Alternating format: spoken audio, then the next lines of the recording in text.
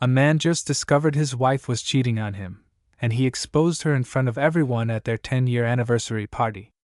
This is from Reddit's Am I the Asshole, and you need to hear this. So this 35-year-old guy, let's call him James, has been married to his wife Sarah for 10 years. They have 2 kids together, ages 7 and 5. On the surface, everything seemed perfect. Great house in the suburbs, good jobs, happy family photos on Instagram.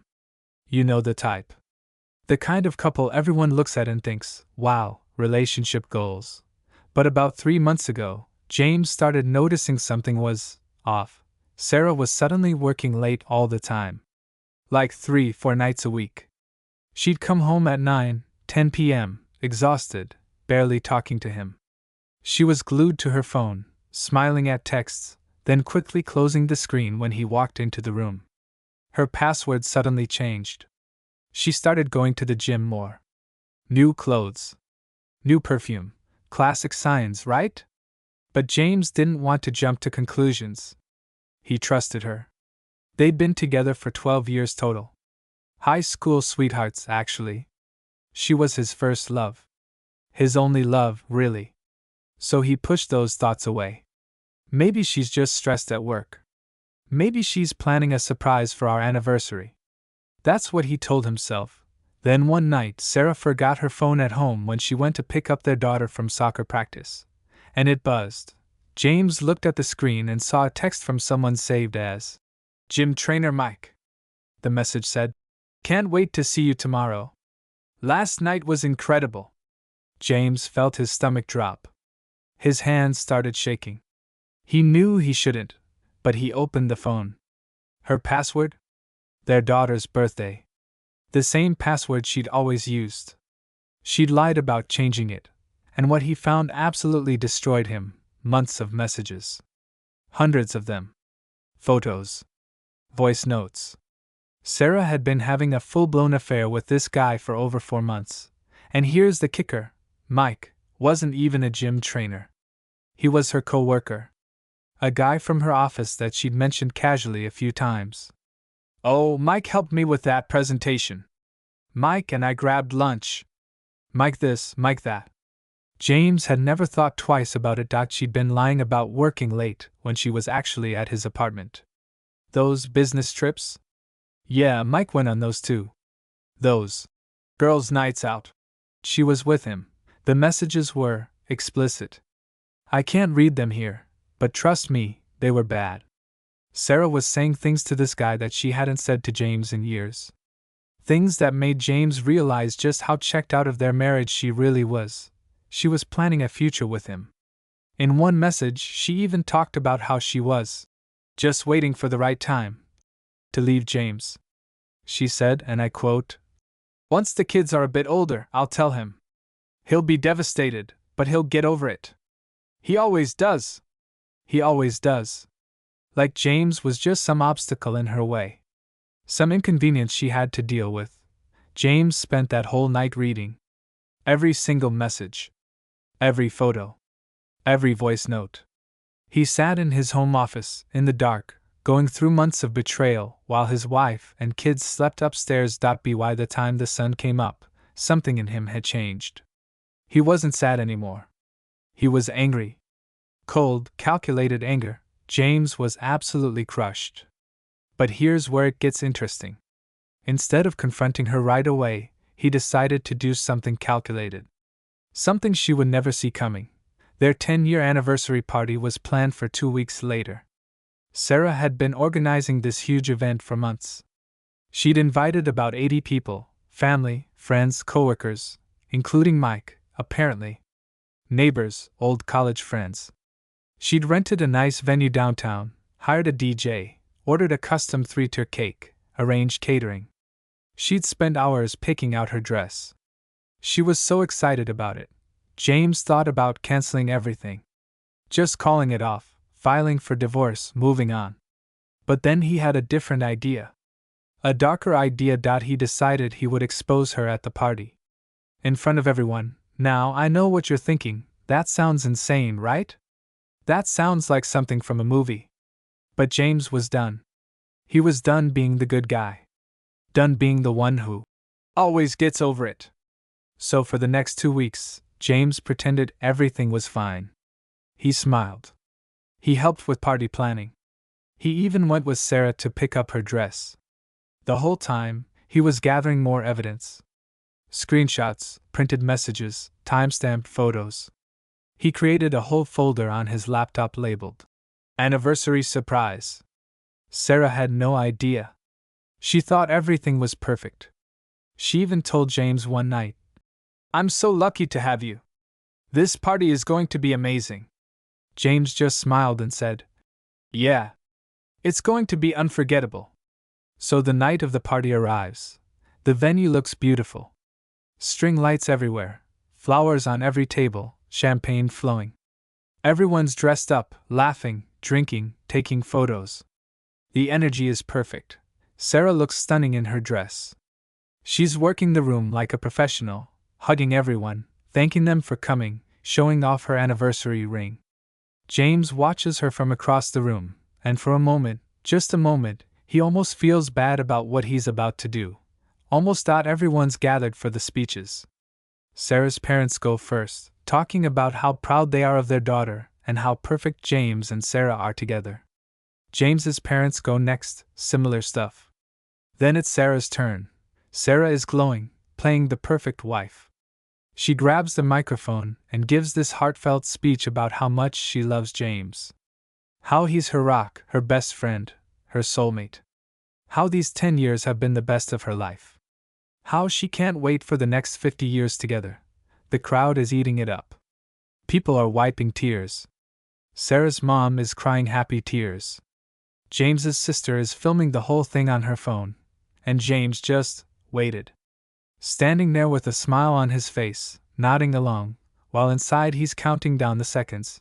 Sarah finishes her speech, everyone applauds, and she kisses James on the cheek. The DJ starts playing their wedding song. Sarah whispers to him, "Your turn, babe."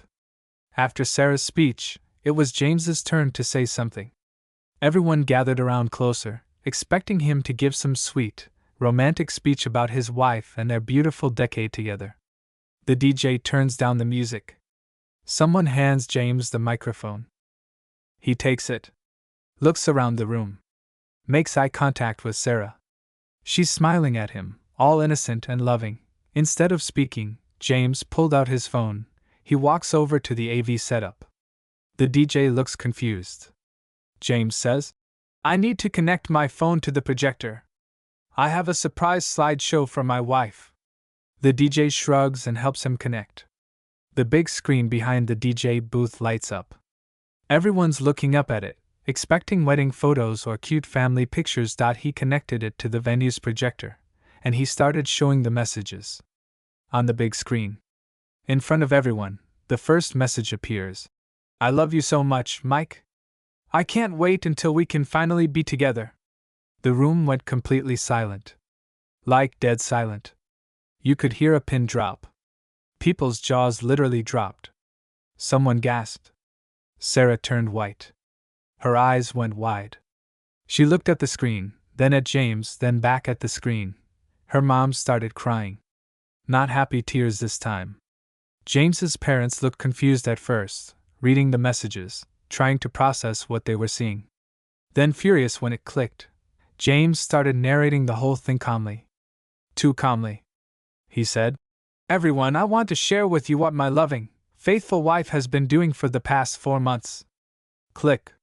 Next message. "Here's a message from January 15th where Sarah tells Mike she loves him." Click. "Here's a photo from February 3rd that I definitely didn't take. That's Mike's apartment, by the way. I recognize the background from his Instagram." Click. Click. Click.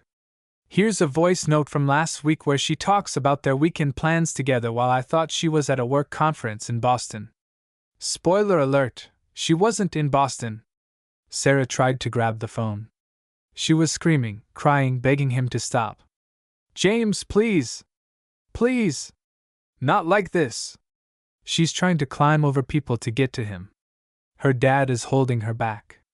People are in complete shock, frozen in their seats. But James kept going. He showed everything. 4 months of lies, exposed in about 5 minutes. Every message. Every photo. Every plan they made behind his back. Some people started leaving. Sarah's aunt grabbed her purse and just walked out. Others couldn't look away, like watching a car crash in slow motion. Then he unplugged his phone, looked at Sarah, and said into the microphone, "Happy anniversary, Sarah. I'll have the divorce papers ready by Monday. Get out of my house tonight." The DJ didn't know what to do. The music wasn't playing. Everyone was just standing there in shock, and James walked out. Just dropped the mic and left. Left her there, in front of everyone, completely humiliated. Left 80 people standing in stunned silence with champagne glasses in their hands and a 3-tier cake that nobody was going to eat. But wait. It gets worse. The aftermath was absolutely insane. Remember Mike, the coworker? Well, Mike was apparently at the party. With his wife, yeah? He was married to Mike's wife, who James had never met before, had been standing in the back of the room this whole time, watching the slideshow with everyone else. Watching messages between her husband and Sarah pop up on the big screen. Mike's wife had no idea either. She lost it. Completely lost it. She found Mike, who was trying to sneak out a side door, and she confronted him right there in front of everyone. There was screaming, crying. She threw her drink in Sarah's face. Then she threw her phone at Mike. Security had to get involved. Sarah's trying to explain herself to her parents, mascara running down her face, her dress ruined from the thrown drink. Her dad is furious, yelling at her. Her mom is sobbing. Mike's wife is having a complete breakdown. Her friends are trying to calm her down. Mike is just standing there, looking like he wants the ground to swallow him whole. The venue had to shut down the party early because it turned into absolute chaos. The venue manager actually called the police because people were worried it might get physical. It didn't, but it was close. James, meanwhile, had driven to his brother's house. He sat in the driveway for 2 hours, just sitting there, processing everything. His brother came out, and they just sat together in silence. No words needed. Sarah's family has been blowing up James's phone nonstop. Hundreds of texts and calls. Her mom, her dad, her sister, even her grandma. They're calling him cruel, evil, vindictive. Saying he humiliated their daughter unnecessarily. That he embarrassed the entire family. They're saying he should have handled it privately, that he's petty, that he ruined her life on purpose. Her dad left him a voicemail saying, "You've destroyed my daughter. She made a mistake, and you've made sure the whole world knows. You're a monster." But James's friends and family are backing him 100%. They're saying Sarah deserved it after what she did. That she humiliated herself by cheating. That James had every right to let people know the truth. His best friend told him, "Dude, she was planning to divorce you anyway and make you look like the bad guy. You just beat her to it, and made sure everyone knew the real story." The story spread fast. Within 24 hours, it was all over their social circle. People who weren't even at the party heard about it. Someone posted about it in their neighborhood Facebook group. Someone else made a TikTok about it without using names. But everyone local knew who it was about. Now here's where James posted to Reddit. He's asking, "Am I the asshole for exposing my cheating wife at our anniversary party instead of handling it privately?" The Reddit community went absolutely crazy on this post. It exploded. It got over 25,000 upvotes and thousands of comments in just a few days. It made it to the front page. People were debating this everywhere. Most people said NTA, not the asshole. They said play stupid games, win stupid prizes. Sarah wanted a big party? She got one. Just not the party she expected. One comment with 15,000 upvotes said, "She wanted to celebrate your marriage while actively destroying it. She got what she deserved." People pointed out that Sarah was planning to blindside him with a divorce eventually anyway. At least this way, everyone knows the truth, and she can't spin the story to make herself look like the victim. She can't go around telling people that James was a bad husband or that they just grew apart. Everyone knows exactly what happened. Some people said everyone sucks here. They think James was justified in his anger but that the public humiliation was too far, especially since they have kids who might hear about this someday. One comment said, "Your kids are going to grow up and find out their dad publicly destroyed their mom. Was it worth it?" A few people even said, "You're the asshole." They argued that James stooped to her level and that two wrongs don't make a right. That revenge isn't the answer. That he should have taken the high road. But the overwhelming majority sided with James. Like 90% of comments were supporting him. One top comment said, "She cheated on you for 4 months and was planning to leave.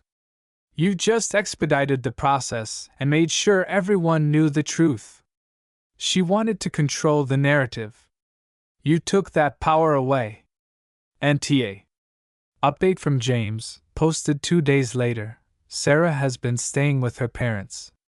She's been sending him messages nonstop, apologizing, saying it was just a mistake, that she got caught up in something, and that she wants to work on their marriage.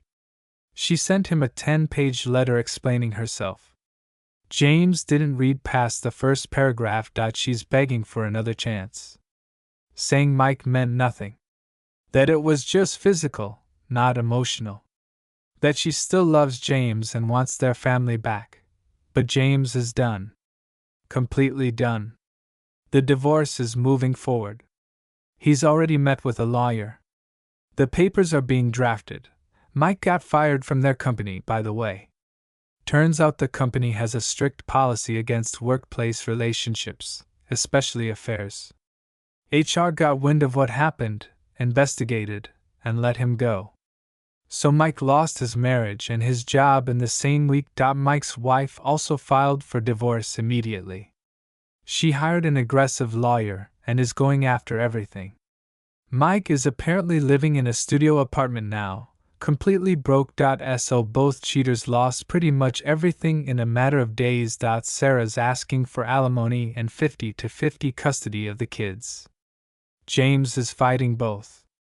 His lawyer thinks he has a strong case. He's arguing that someone who had an affair and planned to abandon the family doesn't deserve alimony or equal custody. He's also going after primary custody of the kids. He has evidence that Sarah was neglecting them during the affair, missing soccer games, forgetting parent-teacher conferences, all because she was with Mike. The legal battle is going to be messy.